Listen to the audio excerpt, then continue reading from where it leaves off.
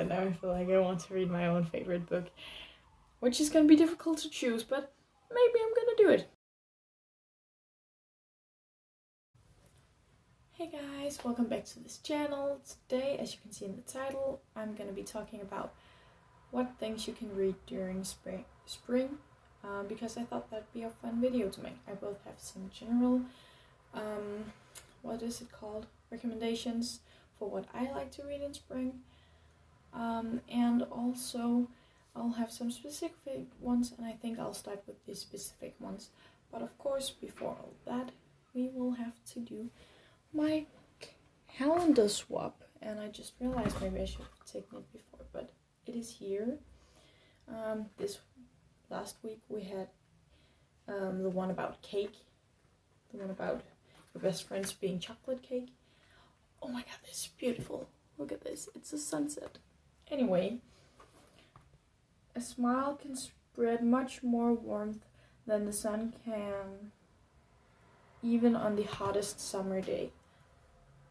I'd say that's true. If you're having a bad day and someone just comes up to you and gives you that supporting smile, it's everything, right?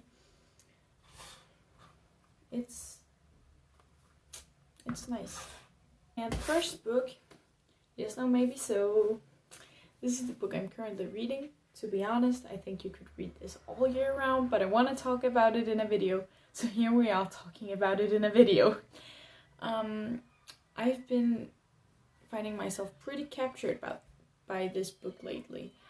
I'm back at my school, but yet I still take a lot of time out to reading this, which I find pretty amazing, because when I was on the school before the second lockdown in Denmark happened and I got sent home, I didn't read that much, but now I'm just reading all the time. Okay, maybe not, but I'm actually reading. I read in the afternoon, I read before bed, I read sometimes during reset. If I have an introverted day, I'm just gonna be like, yeah, let's just go to my room quickly, because I'm in my room right now and I can literally see my classroom right there down in another building, so it's pretty easy, right? But yeah, this is a political fiction romance. I just realized that it's political fiction like this day. Yeah, that's problematic, I know. Anyway, it's about Jamie and Maya, and you switch perspectives. So the first chapter is Jamie's POV, and then we have Maya's and Jamie's, Maya's, and so on and so on. And it's really nice to just see their feelings and their romance evolve, because it's just so pure and you're kind of like, oh. And then there's the fact that Jamie, like, he's total clutch, and he klutz. I think it's klutz. Clutch is like that little purse thingy, right? I'm not sure. Anyway, he's like just knocking things over, forgetting things. He's really adorable, and you can see like why Maya likes him. But there's also this other aspect about like the political fiction part, right?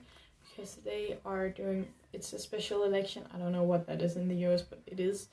And they are like helping one of the campaigns, right? And then there's a new House bill coming out, and it's where you can't really wear anything covering your face. And Maya and her family, they are Muslim, right? So this affects her really much. She doesn't wear hijab, but her mom does.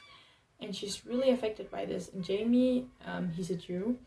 He also feels really enraged. So it's about how they start by not really caring, not really wanting to canvas, to them going full out and doing lots of things.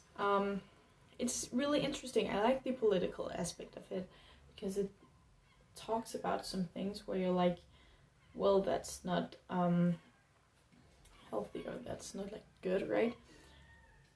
It does that, which is kind of cool. And then there's also like Jamie's grandma. She's like really just amazing in this book. It's so nice. I think I might do a whole video on this book just because it does a lot of things right, but I'm not sure, so don't take me up on this promise. And here we are 5 minutes into the video and I'm still talking about the first book. Anyway, done. Next book I read last spring. It is this book, Papa Dunja and The Last Love. That is such an amazing book. It's so funny and humorous. It is very short, so it's easy to get through.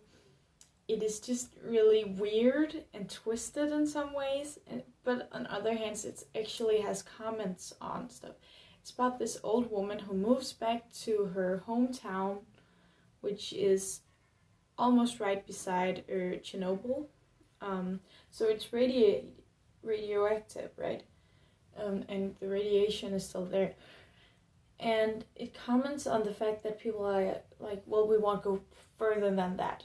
A line like a couple kilometers outside of the city because there's where the radiation starts to get crazy and like harmful. But she's like, you can't just put a line to nature and be like, well, all the radiation is inside of this. It moves further away, it spreads further, which I think is really right. Anyway, it's fun. It's just this old lady, she goes to... Oh, I can't say that. That's a spoiler. Read it. Please read it. It's amazing. I'm gonna reread it when I get home and I can actually get the book from my mom.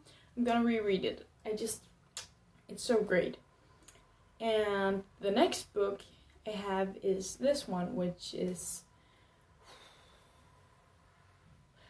It's the one graphic novel. I can't remember the title right now. It's at home. From Cory Doctorow and Jenny Wang, I believe. It's about a girl who likes gaming and then she signs up for this online gaming, right?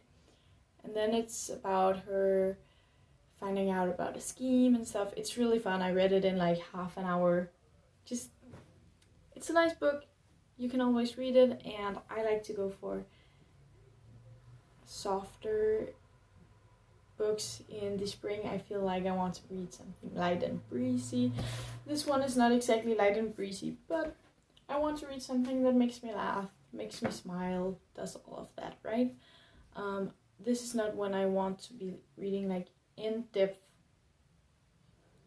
nonfiction or high fantasy or something like that. I just want to be happy, right?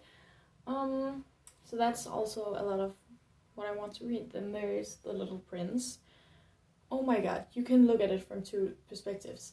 You can look at it as a child's story and be like, whoa, this is really creative, I love this. But you can also look at it from another angle and be like, whoa, this really has some comments to say about the society. And it just mixes really well.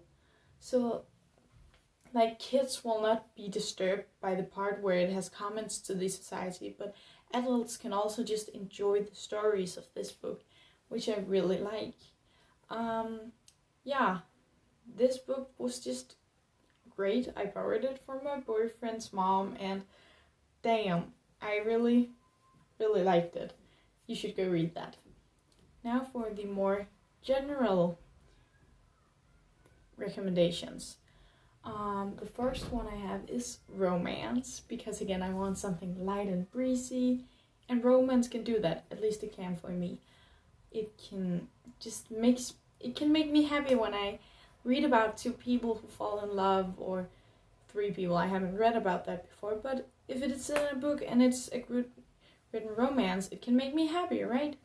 It's just very spring-like, because spring is when all the birds start chirping again. It's when the trees, they spring out.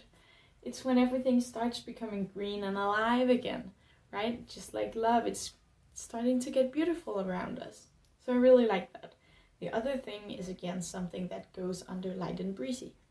Middle grade, easy to read, easy to understand, often such pure and just fun stories.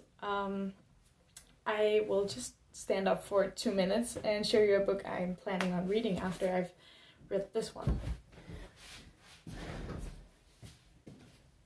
I recently talked about this on my channel because it's a newly hauled book, but it's called The Dwarfs. It's a middle grade and it's not very long. It's just, you just want to read something nice. The next one is read your favorite book.